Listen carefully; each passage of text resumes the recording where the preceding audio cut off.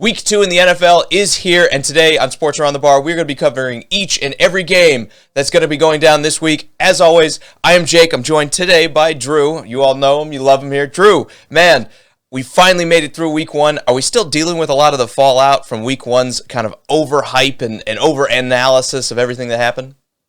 Man, I'm just glad we started out our day by calling each other and making sure we matched with our T-shirts. That was the most important thing. Man, yeah, I mean, there's no way to forget Week 1, even though you want to, you know. There's a couple teams out there I can think of off the top of my head, Titans being one, that just want to forget Week 1. But yeah, I think that hype and all that is going to be settled in Week 2, right? I mean, you don't want to go 0-2.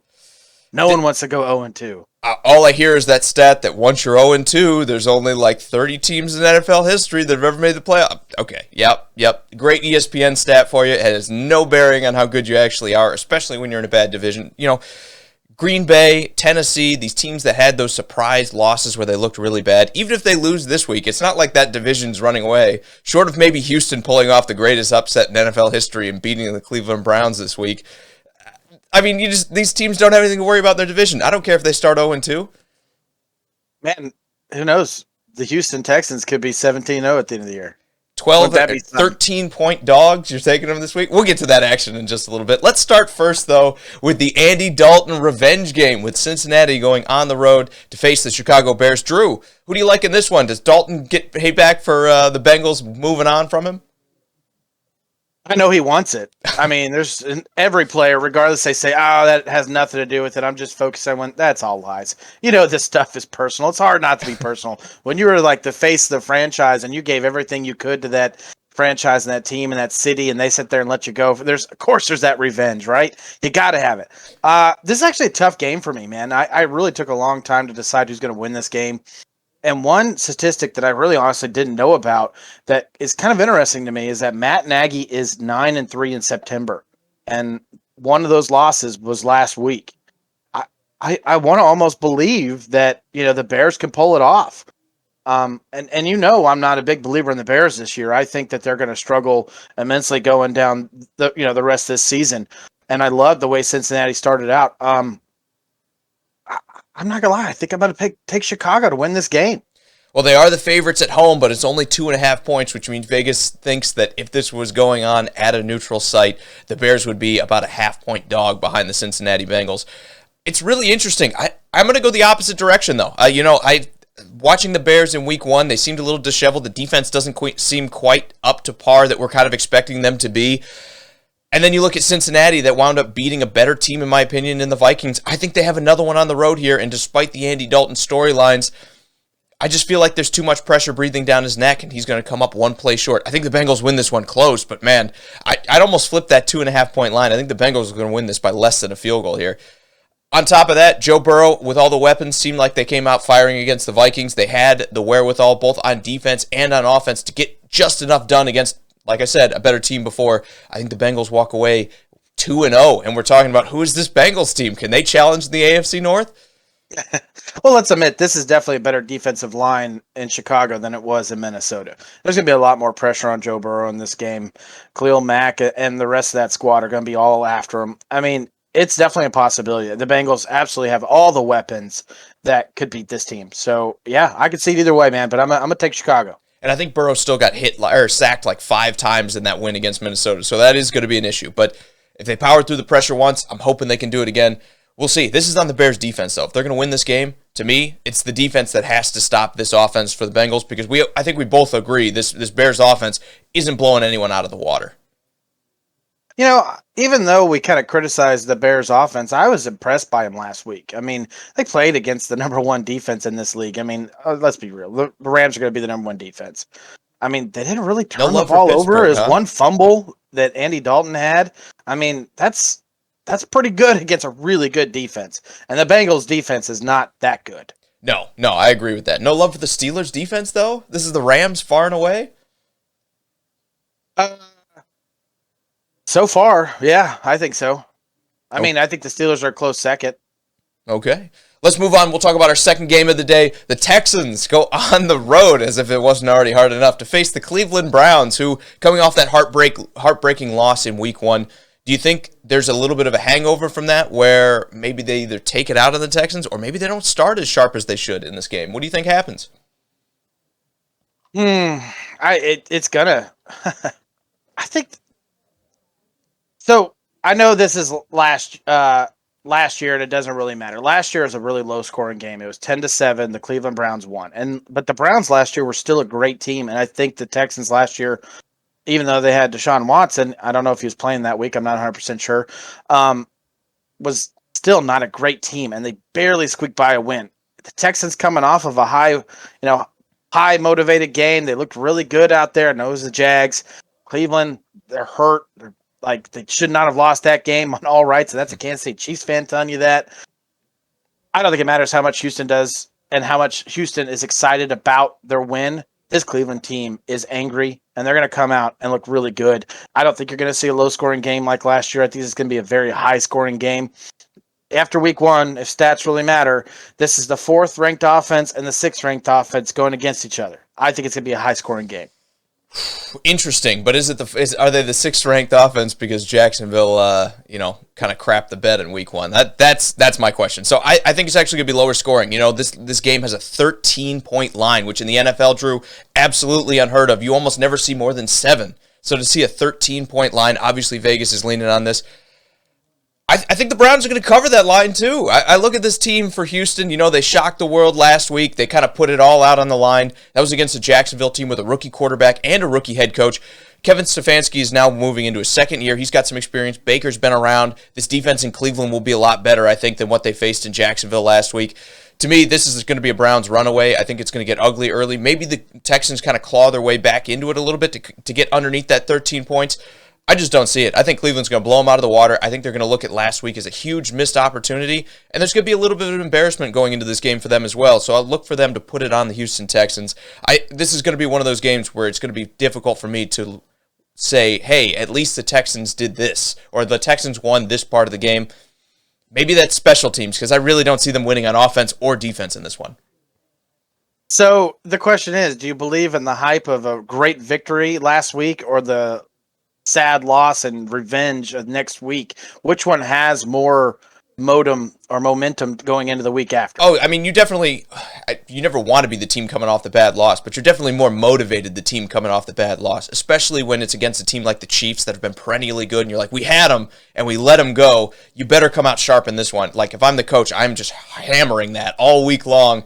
You can't overlook this game. You can't take your foot off the gas pedal because teams will come back on you if they're able to do that. And I think Kevin Stefanski is a fantastic coach. I think he's going to be able to get the team motivated and ready to just stomp a team like Houston. That, again, on the record sheet, this team is better than you so far, right? Right. I'm with the Browns too. I think the Browns win. I think having a loss like that and I can't talk. The sensation of having to win the next game becomes that much important to you. It has to be a win for the Browns. I think the Texans are still kind of riding that wagon where no one believes in us, and I think they're going to give them a good fight for their money. I think you sleep on the Texans. I don't think it's going to be like just a terrible game for them. I just don't think they're going to have a chance to win. So the Browns win, but you don't think they cover that 13 points? I'm not for sure, man. I just think it's gonna be a high scoring game. That's what I believe. You'd stay away from it though if you're betting. Okay. I mean, I don't love 13 points either in the NFL, but I think I'd put a little bit on the Browns here just to say they're gonna make that 13. Let's move on. We'll talk about our next game, which sees the LA Rams going off to Indianapolis to face the Indianapolis Colts. To me, this one's gonna be interesting. Obviously, Seattle didn't just blow Indianapolis out of the water last week. Indy kind of hung in the game even though they were behind for almost the entirety of it. When I look at this game, I ask, are they going to hang with a team like the Rams? I want to say no. I don't know that this team in Indianapolis has the weapons to compete with Matt Stafford and what seems to be a high-powered offense out there in LA. I know we all kind of expected it to be. Outside of a couple analysts that were like, can you believe Matt Stafford's a good quarterback? It's like, yeah, the guy throws for 5,000 yards and you don't know who any of his receivers are. So, not really a surprise that moving on to a team like the Rams, he's looked even better to start the season than we've seen out of him in Detroit. I think this one's going to get a little bit more ugly than that 3.5-point line kind of suggests. I think the Rams win this one on the road, and I think they're going to do it in relative comfort. I think this is going to be an 8 or a 9-point win here when it's all said and done. Yeah, I'm right there with you, man. I completely agree. I think it's going to be an easy win for the Rams, and that's not knocking on the Colts. I just it's such a tough team to play against. What I saw that the game with them against the Bears, they just dominated both sides of the field. I mean, they looked really, really good. Ramsey was playing at a high level. Matthew Stafford playing at a high level. And I completely agree with you. People go to Detroit, or players go to Detroit, and they kind of get lost. You never realize how good they actually are. And Stafford is definitely one of those. And he coming into LA, getting into that limelight, he's going to show the world what he's been about. I mean, we talked about it for multiple years on this show, saying you just put a good team around Matthew Stafford, he can win you a Super Bowl. Absolutely. He's one of those fringe top 10 quarterbacks that is like, he's just never had the team. And now we get to see him with the team. I'm excited for it this week. As far as Colts fans go, it's just going to be on the defense. I don't see them having the firepower to keep up. I feel like Carson Wentz and Quentin Nelson have kind of been pushed back from those foot injuries a little bit faster than they probably should have been. There was talk that this could be a 12-week injury in the offseason, and both guys are just, fully ready to go week one. I don't know. I don't buy into all that. I think they're still dealing with a lot of that. And when you have a quarterback dealing with a foot injury, not to mention the tone setter on your offensive line, it's going to be tough for the offense to keep up with the Rams. If the Colts are going to win this game, they have to step up and get it done on defense. This has to be, they're going to have to throw some creative looks at Matt Stafford to kind of frustrate this Sean McVay offense. I just don't see it happening. I think the Colts go down to 0-2. But in this division, I don't see it as too much of a problem. Again, you have Tennessee going off at Seattle this week. I'm not sure who Jacksonville plays, but I'm not sure it matters. And then Houston playing the Browns. They play the Broncos, who, again, in my opinion, kind of outmatched the Jaguars. Even a loss this early, you could see most of the division down at 0-2 outside of Houston, and it's still not time to hit the panic button if you're Indy. The way Indy wins this game is they focus on protecting Carson Wentz. That offensive line is, and luckily for them, they're considered one of the best offensive lines in the league, and I agree with it. They might be the best offensive line. So that's what they got to do. Protect him. Protect the ball. Don't make stupid mistakes. Carson Wentz, he stayed mistake-free last week, even though they lost the game. Maybe if they can repeat that, maybe get the running game going a little bit better. Tough ask against this Rams defense. But that being said, I'm still picking the Rams. Do you think they cover that 3.5 points? Yeah.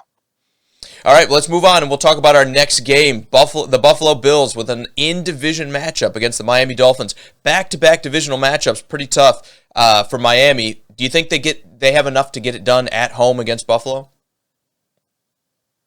Man, it's another one of those things where it's like you come off a victory and you're riding high on this high horse, and man, we're feeling good. We're 1-0, and then you face a team like the Bills who just took a loss against the Steelers and going, "We're a better team than this. We never should have lost.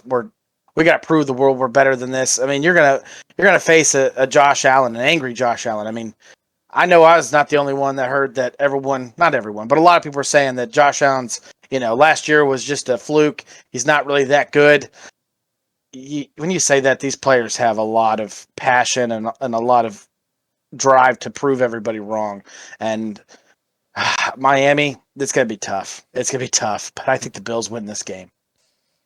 I agree this is going to be a tough game here. I think when you look at Miami and this defense that Brian Flores is able to put out week in and week out, they're enough to frustrate any team. And I've heard a lot of the talk about Josh Allen. I've heard a lot of the he's not as good as last year showed. Do you think we see a little bit of regression to the mean, though, where he may not be a bad quarterback, he may not be the guy that he was the first year or two when he came into the league where you're struggling to pass the ball, but are we guaranteed to get last year's Josh Allen back? I don't know. I'm a little bit more in that camp where I think when it comes to Josh Allen and what he's able to do, last year was fantastic. Are we going to get that 16 weeks out of every season or 17 weeks now out of every season? I'm not quite so sure. I know Pittsburgh is a difficult kind of litmus for that because they're an amazing defense. Probably, in my opinion, the best in the league right now, even better than the Rams.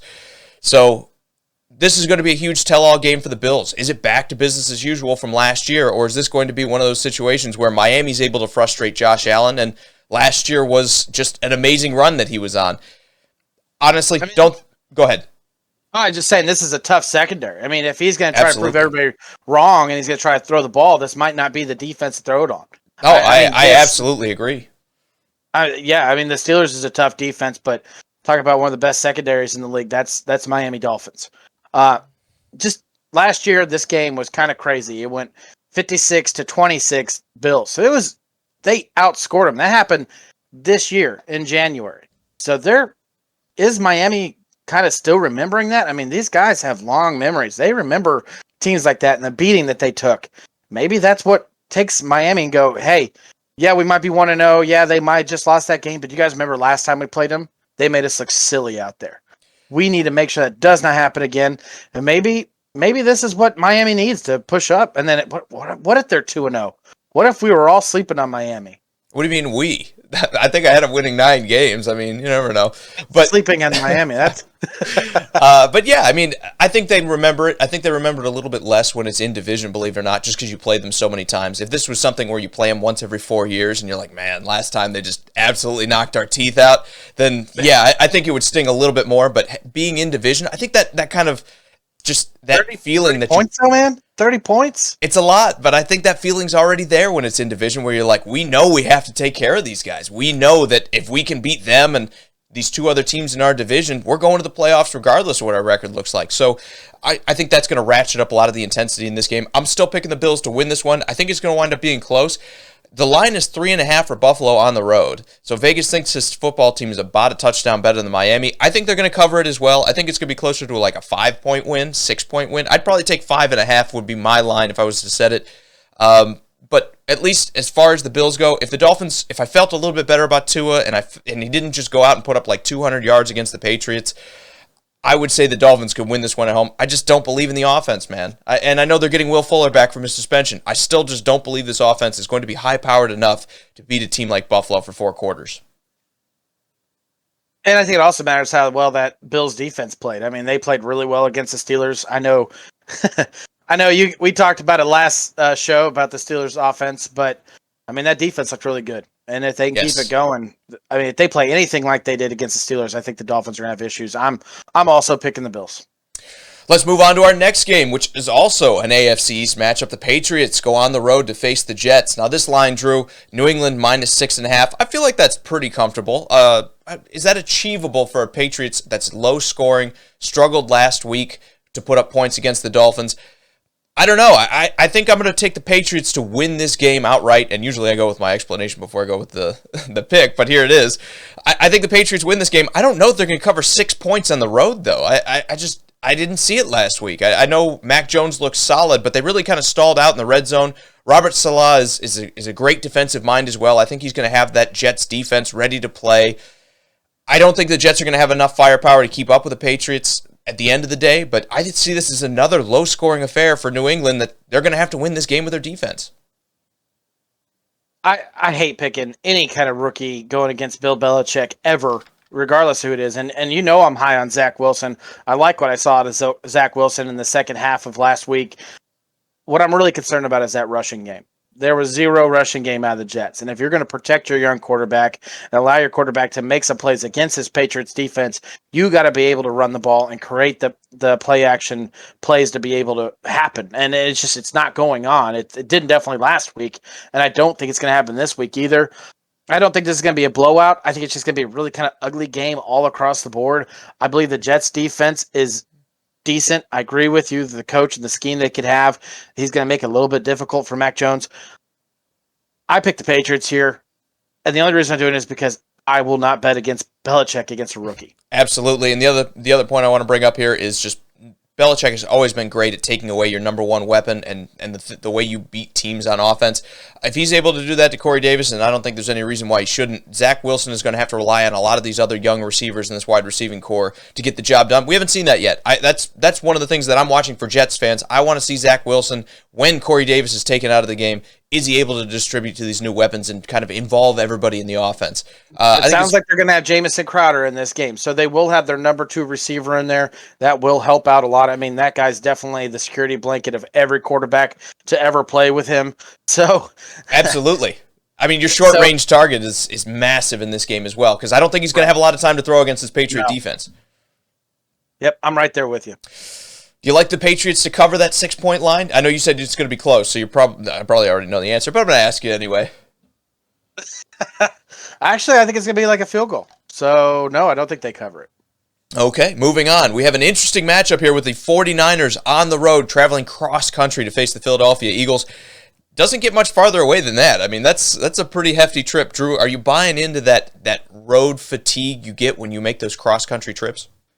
No, go ask the Seattle Seahawks last week going into Indianapolis. I mean, these guys are professionals, they're pros. They know how to get their bodies ready and they know how to sleep and get rested for this game. And, obviously there's probably some truth and fact behind all this hype that or not hype, but this story that they put out there that, coming from the West Coast to the East Coast, they're never going to be fully ready for this game. Maybe there's truth behind it, but for the majority of these players, they know how to get ready.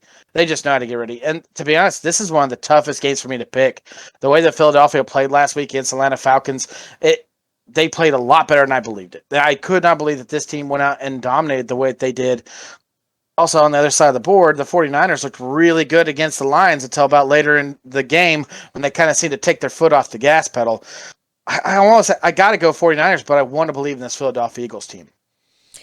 No, I agree. Last week, the Eagles kind of shocked everybody, me especially. I only had them winning like 4 or 5 games in our preseason rankings, so you were a little bit higher on them than I was. I was shocked that even though they were playing a team like the Falcons that I don't also hold in very high regard, that it was as lopsided as it was. So the question is going to be, when they go and play a team like the 49ers that have a beat-up secondary, are they going to be able to replicate a lot of that success that they had with Jalen Hurts passing last week?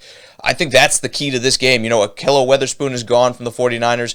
Richard Sherman's not coming back. He's got all kinds of legal trouble even after they released him. And then on top of that, you lose Jason Verrett to a season-long injury again, it seems like last week. The 49ers are thin in that wide receiver, in that cornerback room. They're going to have a hard time keeping up with some of these Eagles speedsters that they now seem to have, both with Rager catching the ball short and Devontae Smith coming in and looking good. That, to me, is the big kind of X factor in this game. If the Eagles are going to win, I think they're going to have to take advantage of that passing attack. And I'm going to go completely opposite. I think if the Eagles got to win, they got to focus on the strength that they had last week, and that was running the ball. They had a 5.6 yards per carry rush. They got to make sure that they do that again. They got to focus on that. And this is going to be a tough ask because this 49ers defense is good, and they're good on that defensive line. And as I'm always going to say, and I said last game, or the last game that we talked about, was make sure you can run, make sure you can get the play action pass so you can allow your young quarterback to make these plays. If they cannot get that running game going again, it's going to be a tough outing for this Eagles team against the 49ers, because there's no doubt Nick Bosa and all those other players are going to just be coming right after that young quarterback. Absolutely, and I think that's going to be the key to this game and why the 49ers win it. I think they're just going to dominate the line of scrimmage. I don't think it'll be so lopsided that it winds up being a blowout. The line is set at 3 for San Fran. I think this is probably going to be closer to a 4 or a 5-point victory. These are two teams that just blew out bad teams last week. It's going to be really interesting that we're going to see, now that they're matching up against each other, where they actually stack up in the terms of hierarchy of the NFL. To me, it's all about the 49ers shutting down the run and winning the line of scrimmage. If they're able to do that, and I think they're going to be able to do that, if they're able to just contain the running attack and you force Jalen Hurts to throw, it's going to take just an amazing performance out of him to win this game.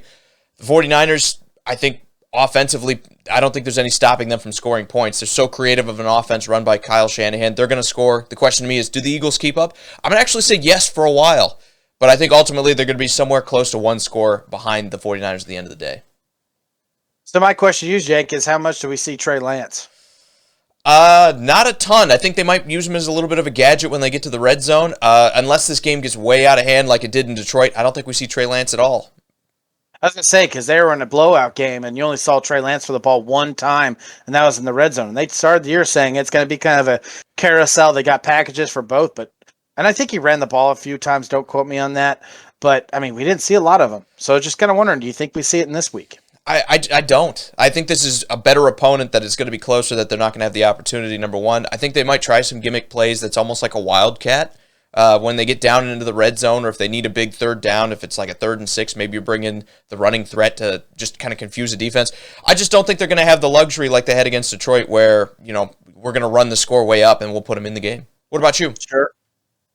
I don't think you're going to see a lot of them, to be honest with you. I'm right there with you. It's just, this is going to be a close game. I had one more question for you, man, and I'll answer it before I send it off to you. Is what do you need to see in the Philadelphia Eagles to think, even if they lose this game, that this team might be legit? And for me, it's do exactly what you did last week. I want to see the run game going. I want to see 0 turnovers if possible, and your quarterback making plays with his arms. Even if it's a loss, I believe in the Philadelphia Eagles. What about you? I think you just got to hang. And really, it's more on the offense, because that, to me, is the bigger question mark. They have some veterans on this defense. I still don't think the Philly secondary is very good, but Their front seven still has some players on it. Guys like Brandon Graham that can still influence a game. They can still make an impact. They can come up with that big play for you. We know what they're going to be. I need to see consistency out of the offense of this team if I'm going to change my opinion from the preseason on this team. Last week was great with Jalen Hurts. Last year was not. I mean, he had like a 52% completion rating. So if we can see a much more consistent Jalen Hurts, I'm going to feel a lot better about the Eagles than I did going into this year. And I'm sure everyone at the top of the Eagles organization is going to be saying the same thing if their quarterback kind of takes that next step forward. Absolutely. Let's move on to our next game at noon. We have Oakland going up against the Pittsburgh Steelers. Oakland kind of off a surprise win in the AFC North, Drew. Do they have another one in the bag when it comes to stealing a game against what most people, I think, would agree is the better team in Pittsburgh? I think they have a hard time throwing the ball against this defense.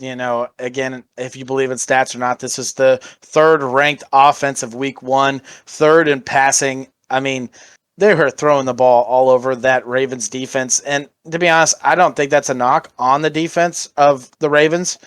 I think Derek Carr looked really good. And he's throwing, well, when I say looks really good, he's throwing 19 times, I believe, to Darren Waller. So someone's got to catch it. And for some reason, the Ravens did not have an answer for that. I believe the Steelers do. I believe absolutely the Steelers have an answer for that, and that's Mika Fitzpatrick. I'm going to be blanketing Waller as much as possible, covering on top of him, underneath him, and I believe Derek Carr is going to make mistakes, and the Steelers' defense is actually going to give another victory to the Steelers. And I'm not saying that the Raiders are not good or they are good. I just believe that this Steelers team is just that much better. Now, the line's set at 6.5 with the Steelers being at home in this one, and I got to say, I've picked a lot of teams to cover here. I think the Steelers cover this one too. I think last week was just kind of a slugfest between the Buffalo Bills. I don't think the Raiders defense is going to be quite as tough, even though the pass rush, I got to say this, the pass rush for Oakland last week surprised everybody. Those Baltimore tackles should have, been just fine when you look at production from last year for both of those teams. The Raiders dominated them. I mean, really, Max Crosby especially was just in the backfield whenever he wanted to be. Are we going to see that again against the Steelers offensive line that's taken a step back from last season? There's a chance. I mean, maybe this game stays low scoring, but long term, I think you're right. I think Darren Waller gets probably taken out of this game. They have an athletic defense there, and I think Derek Carr is just going to be under just siege for 60 minutes in this game as that defense just pounds that offensive line. I can't pick the Raiders to win this one, but maybe they get just under that 6-point line because their defense is able to blow up the Pittsburgh Steelers, and maybe Big Ben struggles the same way that Derek Carr does. I'm taking the Steelers here. I think that defense is going to score again in this one. I know it was special teams last week, but I think the defense might come away with some points in this one. I just don't see the Raiders winning this, although I'm going to say 6 points instead of 6.5. I will take the Raiders.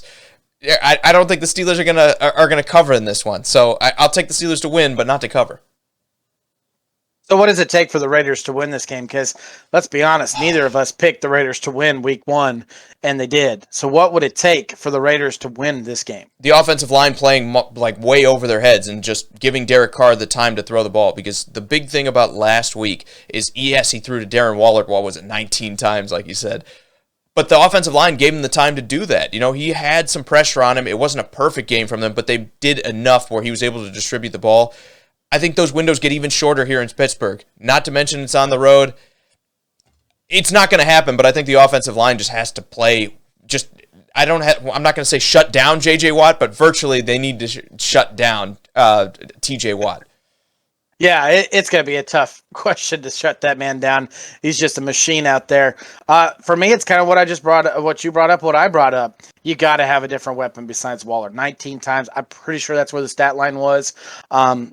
You can message and comment, tell me if I was wrong, but you got to do more than that. It cannot be just him taking half the targets. You got to be able to spread that ball out. You can't make your offensive one-sided. Yeah, it worked in Week 1 and probably the only week it's going to work. You got to get some of these other receivers and your backs out of the backfield involved in your passing game. No Josh Jacobs in this one either. It's going to be tough. It's just going to be tough. Right. I'll still say the Raiders keep it close enough with their defense, but... I believe in Kenyon Drake. I believe in him. Not a bad player either, but again, Josh Jacobs ran really hard against the Ravens last week. Yes. I think you're going to get a bit of a step back when it comes to Kenyon Drake, even though I still respect him as a player. So, yeah, it's going to be tough. I think we're both picking Steelers in this one. Mm-hmm. Let's talk Saints-Panthers next, the NFC South matchup. That, again, both of these teams started well. Both of these teams started 1-0. I know the Panthers kind of fizzled out a little bit once they got a lead on the Jets. You know, the Jets kind of clawed their way back in, but you can't argue with the way the Saints started this game. New Orleans is a 3-point favorite in this one, Drew. Where do you see this one going on Sunday? This is a tough game too to pick, man. I mean, where do you see it? Do you fully believe in the Saints defense? I mean, they're ranked number 1, held the Packers to only 3 points. That their passing game looked, I don't want to say terrible, but nothing to be writing to, home to mom about. I mean, is their running game that got them down to the end zone and they threw the ball in. The yards weren't there, but they threw 5 touchdowns, man. You can't argue with 5 touchdowns, under 150 no picks. yards of 5 touchdowns? It's called efficiency. That, Look it up, Drew. I'm just kidding. What did you say? It's called efficiency, man. No, I agree. It's definitely a question as to what they're going to be able to replicate in terms of yardage and rushing attack against this Panthers defense. Obviously, they took advantage of a Packers team that just didn't look ready for week 1, and I think sitting a lot in the preseason had a lot to do with that. But I got to take them over the Panthers, and the reason I say this is the Jets kind of swept back into that game. I know Sam Darnold and company kind of got out to an early lead. I just think that early lead isn't going to exist against this team in New Orleans. I know it's on the road. I know we're playing in Carolina in this one, and I know it's a divisional game, so things kind of get funky when that happens. But I just got to say, I believe in what the Saints were able to do, shutting down a much better offense in Green Bay. I think they're going to find a way to stifle this Panthers offense as well. I'm going to take this. I'm going to take the Saints to win this one on the road and cover that 3-point line. I like it. I think the Saints probably win this one by more than a touchdown. I don't think they're going to ask Jameis Winston to do a ton against this defense either. It's going to look a lot like last week where they're able to run as much as they're able to, and then maybe they throw for 200 yards this time. Maybe it's 220, but the key is just going to be don't turn the ball over and don't make any mistakes, and they can win this game. Well, last time that Jameis Winston played Carolina, he gave 6 turnovers. 6 turnovers the last time he played him. Yeah, that was 2019 when that game happened, but still, the Carolina Panthers are still a good defense. And if they cannot get the running game going for the Saints, it is going to be an issue for the Saints, and they're going to have to throw the ball. And I think we all kind of know what that means when Winston is being told, this game is on your shoulders, throw the ball. Where does that lead? I mean, the Saints were never behind last week. Throwing the ball was not a priority for the Saints. I don't think that's going to happen in this game. I think Carolina's going to keep it closer than what the Packers did. And they're going to ask Jameis Winston to do it. But what I believe in is Sean Payton and his ability to call the right plays and to coach this young man in Winston to be sure that he does not turn the ball over like that, especially no 6 times.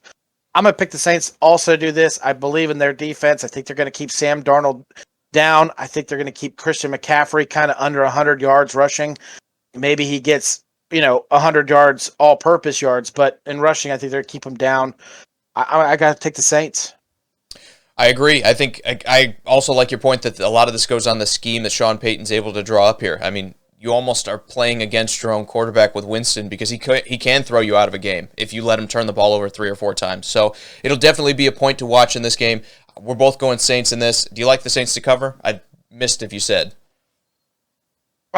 It's tough, man. I don't know. I think it's going to be a very close game. Okay. Fair enough. We'll move on. We'll talk about our next game, which is the Denver Broncos going on the road to Jacksonville to face the Jaguars.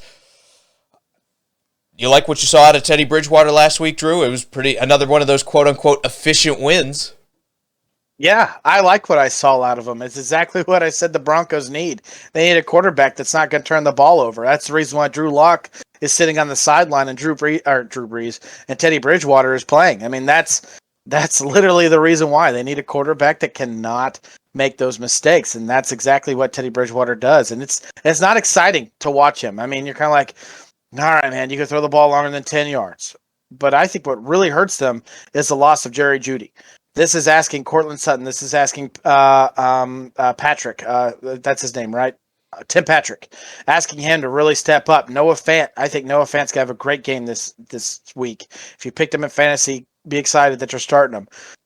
I think Jerry Jeudy's going to hurt him in the long run, but I don't think it's going to hurt him this game. I think what we saw in Jacksonville was very disappointing, but I still really just don't know if I believe in this Jacksonville team.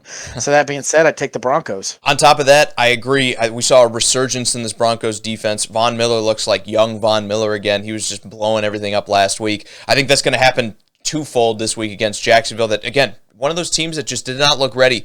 On top of that, if you're Jacksonville, you cannot ask Trevor Lawrence to throw the ball 50 times again. It's embarrassing. I know he threw 3 touchdowns. I know even against Houston, he wound up throwing 3 interceptions. This is going to be a tougher defense this week. This is going to be a much tougher test. You need to protect him by asking him not to put the entire game on his shoulders. Jacksonville has to find a way to get success in either the running game or the short passing game that's able to just get the ball out of his hands and not let him make mistakes against this Denver defense that's going to be much more ready to take advantage of a young quarterback. I look at this. Denver is a 6-point favorite in this game. I think they're going to cover that. I think this is going to be a blowout. I think I would take a 12-point line here. Even with Teddy Bridgewater not throwing the ball deep. I mean, just look at the running efficiency. Last week, Melvin Gordon had 11 carries and 101 yards, Drew. That's only going to get worse against Jacksonville unless they make some drastic changes from last week. They let Houston run all over them. Again, this is a better running offense. This is a better wide receiver group. This is a probably better quarterback, even though I'd put Teddy Bridgewater not that much farther ahead than Tyrod Taylor is. They are going to be facing so much more on the offensive side of the ball and the defensive side of the ball than they did last week. It has to be a massive step forward if Jacksonville's going to be in this game, and I just don't see it out of Urban Meyer yet. I haven't seen any of that. You know, we're hearing about all this sort of discord in the locker room because of the way he's treating everybody. Jacksonville, I think, is going to go down. I think they're going to have another bad game, this time at home against the Broncos. I like the Broncos to cover that 6-point line. Yeah, I don't like this secondary against a young quarterback in Trevor Lawrence. Justin Simmons is a stud back there in the safety position. He's one of the best, and I think he's going to create a lot of mistakes. And like you said, 3 interceptions against in my opinion, a weak Houston defense. Can you only imagine what he's going to do against a Broncos defense? My question to you is, what Bronco starter offensively, like Melvin Gordon, Noah Fant, would you not start against this, in my opinion, weak Jaguars defense? I mean, is there a starter that you would not start?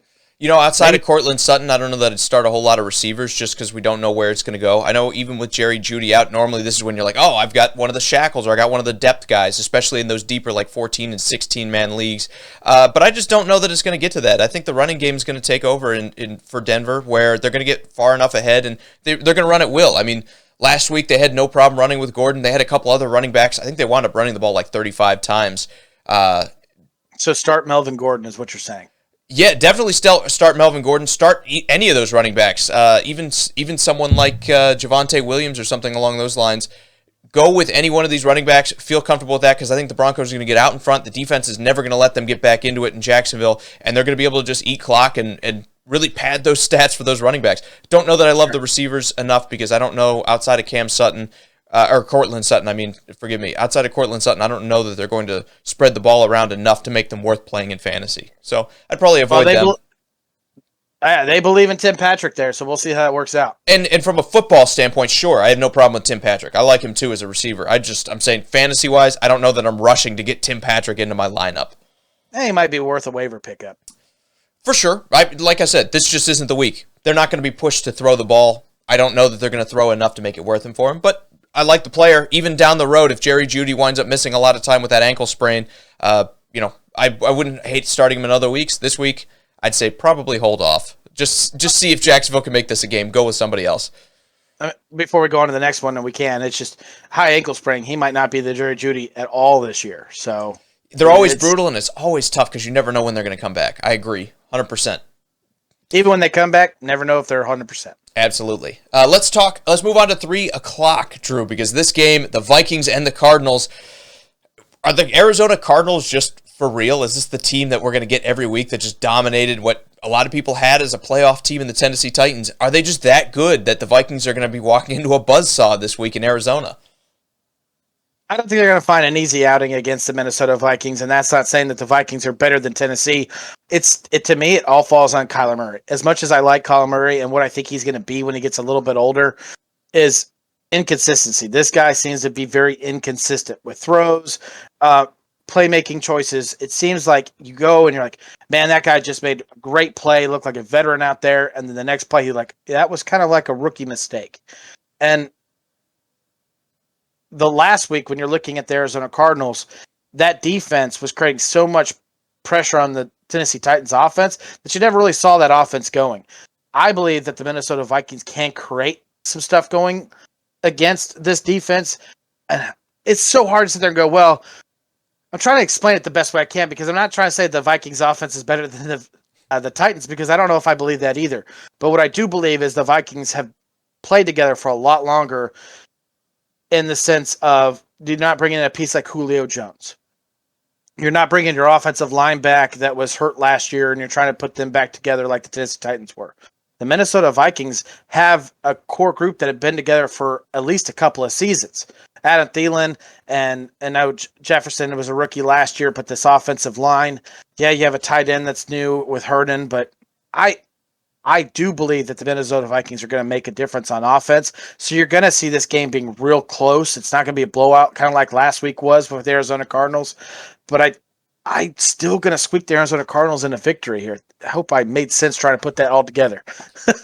My brain was running at 100 miles an hour. My mouth couldn't keep up.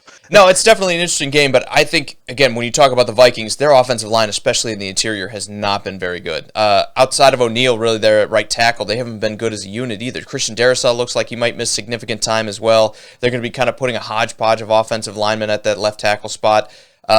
I think this gets ugly again. I don't know. I look at Arizona and the way that defense just mauled the Tennessee Titans offensive line. I think we're in for a repeat performance. And unlike Ryan Tannehill, Kirk Cousins doesn't move like at all. So I think it's going to be just as ugly. I don't think the score is going to be as bad, because I think the Titans kind of played into their own defeat a little bit. I think the Vikings, at the very least, will probably stay a little bit more conservative. They'll probably throw the ball a little bit better than we saw Tennessee do last week. But I think this Cardinals defense is going to be in for another week where we're just watching them assail the quarterback every play. And outside of that, the Vikings are going to have to try to keep up on defense. I don't think anyone stops Nuke Hopkins forever. They have Christian Kirk that's coming in, AJ Green that also can kind of be that second and third option between that. I know Kyler Murray has been inconsistent, and I agree with you on that point, but if you look at last year, he started really well. I think they were 6-3 before ultimately tailing off. I could see a similar sort of fashion playing in this, where they start strong this year. I'm going to pick the Cardinals. I'm going to pick the Cardinals big in this one. I know this line is sitting at 3.5 for Arizona. I think it should be 6.5, 7 points, and I'd probably even take it then. So I think Arizona's going to win another blowout, and they're going to look good on the defensive side of the ball. We're going to be saying this Cardinals team is a legit contender after they go and they knock out another good team in Minnesota, and they do it comfortably this week. Yeah, I mean, I agree with you with the victory of the Cardinals. I just can't see it being a blowout. I think this Vikings team is better than a lot of people give them credit for. I think I had them at 11 wins. Fair, and I know that after they lost Irv Smith, I almost wanted to drop it 2 wins there, because I think that's a big enough loss with Kyle Rudolph being gone and Irv Smith being hurt. But I believe that Dalvin Cook can get things going, and I thought Derrick Henry could, but it just seemed not to be that way. But I know for a fact that the Vikings are going to run the ball with Dalvin Cook, and Adam Thielen and Justin Jefferson are going to make plays. That's what I said week 1 about the Titans, and it just didn't happen. So, like I said, this is no disrespect to the Vikings. I think they're a good team too. I just don't see it happening against Arizona. That seems to be set up really well, that unless you have a great offensive line, Chandler Jones and J.J. Watt together are going to be very, very difficult to stop. And I think we see that again here in Minnesota. Let's move on. We'll talk about our next game, which is the Falcons going into an NFC South battle against the 1-0 Tampa Bay Buccaneers here, Drew.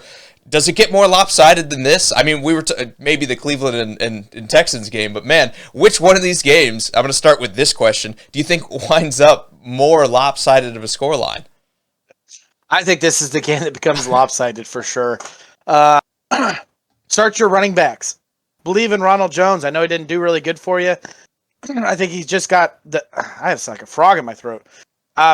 I think he just got the starting position in the depth chart as running back number 1 for the Bucs. I don't know what happened with week 1, but put it behind you. Start Ronald Jones. Go ahead and start Leonard Fournette. I think they're going to run the ball like crazy. I think it's not going to be pretty for the Falcons. I really don't know what I believe in the Falcons right now. I don't believe in their running game. I don't believe in their passing game. I don't believe in their offensive line. It's gonna be a gross game. This is gonna be a gross game. I agree. Now, the only thing I will say is I don't really see the Buccaneers just going and hammering on them over and over and over again. You know, if they get a comfortable lead, like you said, it's going to be all running backs. I don't see Tom Brady going out there and throwing 50 yards just to kind of give the finger to a division rival.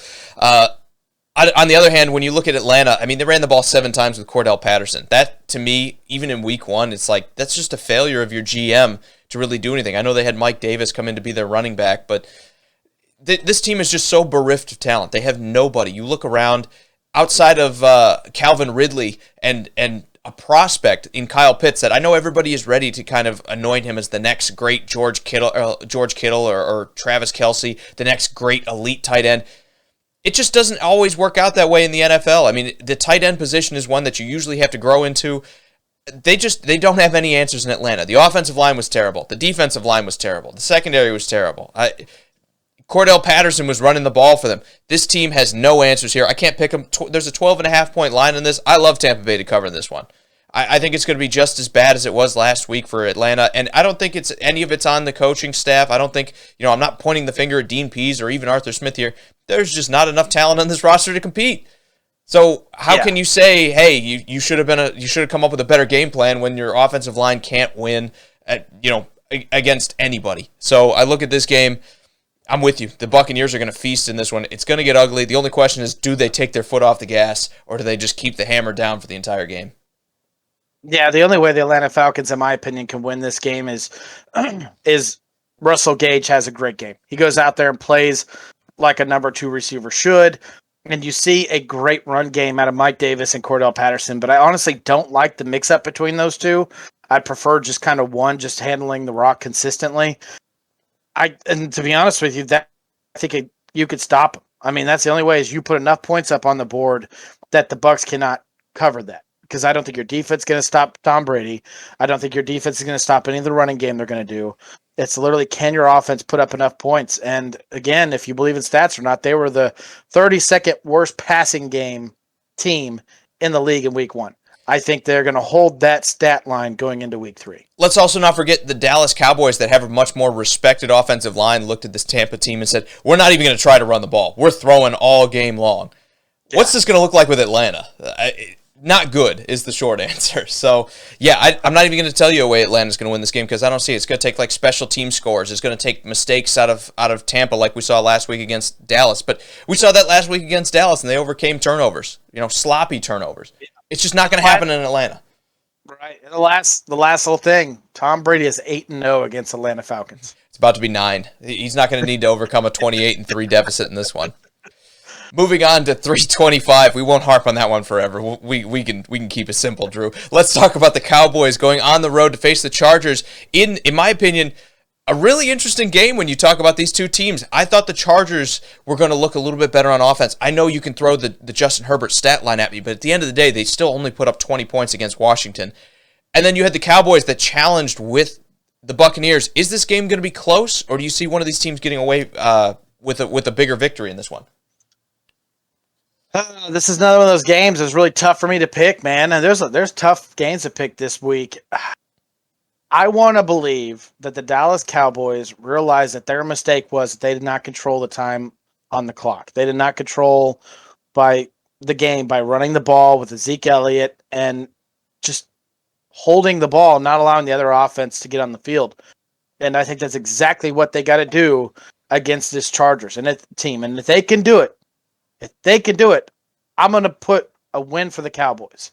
And to be honest with you, after looking at week 1, I think both teams are very equal. I think they can both make a difference in this year's season, and they both can make a run in the playoffs. But I'm going to believe that Dallas Cowboys know their mistake. They're going to put the rock in Zeke's hands, and they're going to win this game. I'm picking the Dallas Cowboys on the fact that they're putting the whole game on the shoulders of Zeke. I'm going to go the opposite way. I'm going to take the Chargers at home in this one. I know they don't have a massive home field advantage when it comes to their fan base and everything, but with DeMarcus Lawrence now missing time with a foot injury, and Randy Gregory getting popped with the COVID test and likely not to play in this game as well. I just think the Cowboys are going to be missing their their pass rush that they're going to need to slow down someone like Justin Herbert. I know last week they didn't really throw to Austin Eckler that much. I expect he'll get involved in the passing game a little bit more for the Chargers. It's just going to be really tough, I think, with the Cowboys not having a consistent pass rush out of their third and fourth guy who are likely to start in this game, to really stop an offense that has been really dynamic since Herbert's got there. So I look at this game, I think they'll still score points. I think regardless, Dak Prescott probably won't throw the ball 60 times like we saw last week, like to your point. They're still going to score points. This is still going to turn into a bit of a shootout, but without those pass rushers to stop the Chargers in the clutch periods at the end of the game, in the fourth quarter especially, I think the Chargers are going to win this one. And I don't love that 3-point line. I think it's going to be somewhere around that 3 or 4 points. I just can't pick Dallas to win with their third and fourth pass rusher coming in to play in this game here. I think the Chargers win this one. I'll even take them to cover. I'm going to say it's going to be 4 points. I don't feel great about this. I probably wouldn't bet it because Dallas can put up points left, right, and center, and they're going to find ways to score. But Michael Gallup is going to miss this game as well. I just don't know that the Cowboys are going to have the firepower to outshoot the Chargers and then have the defense to make that play to win the game at the end of the day, like they kind of have built this team to win games. I think Dallas comes up short in this one, and the Chargers win a hard-fought victory at home. So I guess I'll give you a fantasy question here. I'll give you 2. Does Austin Eckler have a great game worth starting? Is he going to be able to get passes out of the backfield? And if not, who is the defensive player on the Dallas Cowboys that could stop him? Is it Parsons? I mean, they have great linebackers between Van Der Esch, Parsons. They have great linebackers in the Cowboys, so look for them to try to take Austin Eckler out of the game. That's going to be the game plan, I think. But I think it's important to remember last week he struggled a little bit, and they kind of got away from things against a great defense in Washington. There might have been a bit of game plan issue, kind of like I talked about Dallas last week, where you get in your own head and you say, we're never going to be able to run the ball against Tampa, so let's not even try. I think they kind of looked at last week and said, this defense is so good, let's not even try to throw the ball to Eckler. Let's try to attack in a different way. I think they get back to basics in this game. I don't think there is a defensive player that's taking him out of the game. Absolutely start him no matter what. I mean, he's still got 15 carries. I expect he'll get involved more in the rushing game. He'll probably see somewhere around that 15 carry mark as well. You took him probably pretty high in your draft. You've still got to believe in him, and this week should be an easier matchup.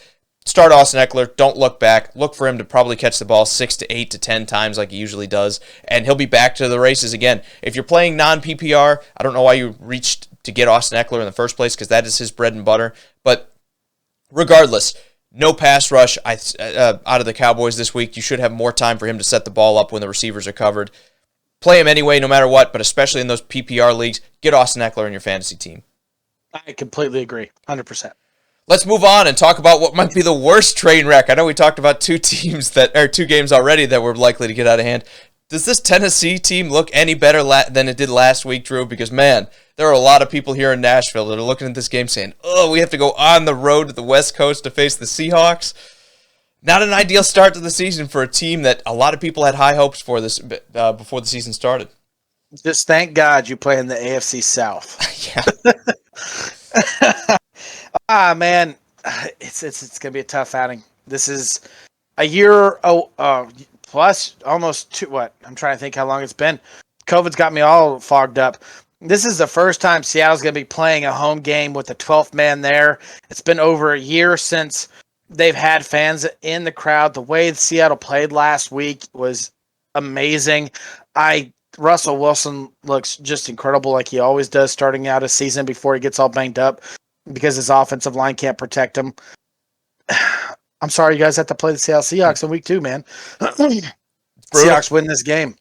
No, I agree. I don't think the important thing for the Titans here is necessarily to win this game. I'm not going to say it's a must-win after last week. This is just a must-look-better game. They need to look like the team that everyone expected them to be. Even if they wind up losing this game in Seattle, like you said, it's the AFC South. Indy's playing a tough game this week. You have Jacksonville that likely won't win. Houston likely won't win as well.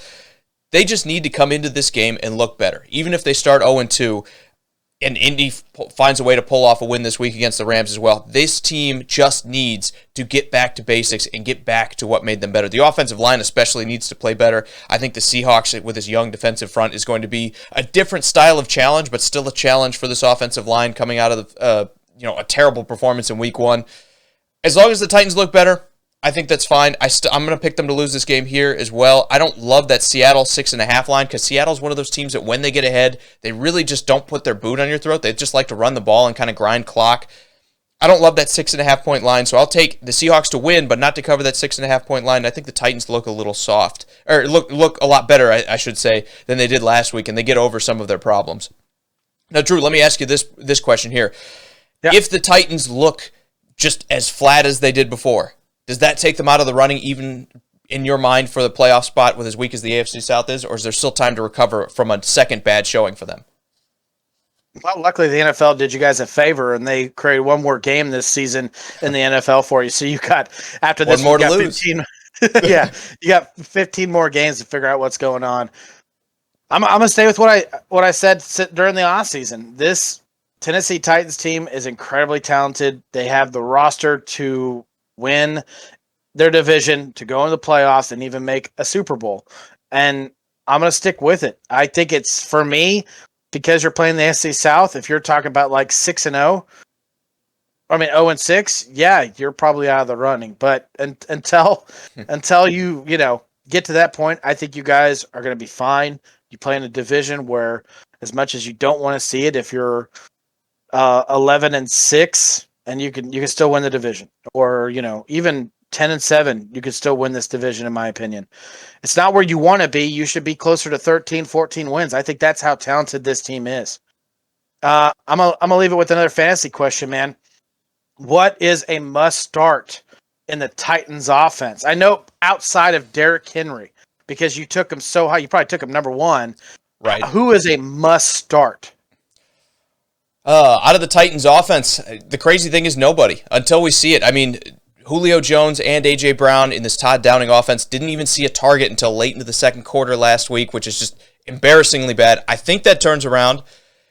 But I think you can look at, I would say if I had to pick somebody, if you put the gun to my head, I'd say start A.J. Brown, because he's been with this team, he's been with Tannehill, he has the rapport pretty much since both guys got there at the same time. They drafted A.J. Brown the same year they traded for Tannehill. I would say start him over anybody else. You took Derrick Henry out of the running for me, so you really narrowed it down. But if you have to pick one, go with A.J. Brown. But if you're in one of those leagues that has 8 or 10 players and you have just an incredibly deep team, consider benching him. Consider going a different route. As much as that pains me to say with the talent this guy has, until Todd Downing shows something different, I don't think you can just say that he's a must start every week. I think it's okay to play your matchups, and this is a tough matchup this week for them. I mean, just to put a comparison of careers, when you talk about DK Metcalf and all the hype he gets around him, in his career, he has in 2 more games, 33 games, he has 18 touchdowns in his 33 career games. A.J. Brown with 31 games has 20 touchdowns. Hard to sit A.J. Brown. It's hard to sit A.J. Brown. It is very difficult to sit him, but last week, again, didn't really have that many targets. And it seemed like the Titans offense just didn't know what they were doing. They were spreading the ball around a lot. They weren't really getting consistent, and they were just getting manhandled on the offensive line and not really having time to make those plays. I could foresee something similar happening in this game, unfortunately. So until they proves it, it's not even an A.J. Brown problem. It's a Titans and the play calling problem that I just don't trust, especially when they have all these weapons, and they, kind of like the Rams, have committed to spreading the ball around. I mean, Chester Rogers was getting targets last week.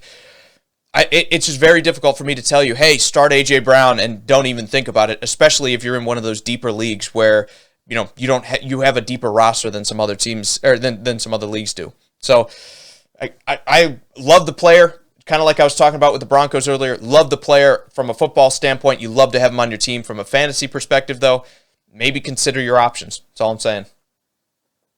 So we're both going to Seattle? Yeah, I got to go Seattle here. I don't know that they're going to get 6.5, but I like Seattle. Let's move on to Sunday night, our last game of the day here, Drew. Your Chiefs going on the road to face the Ravens. This had the billing of, man, this is the year the Ravens knock the Chiefs off and finally take their spot as the AFC championship, or as the AFC leaders. It just really didn't look like they got off to a great start against Oakland. Does it look a little bit better for Baltimore this week? Yeah, I think it's definitely going to look better because this Kansas City defense, even though they're going to get players back, I will get to that.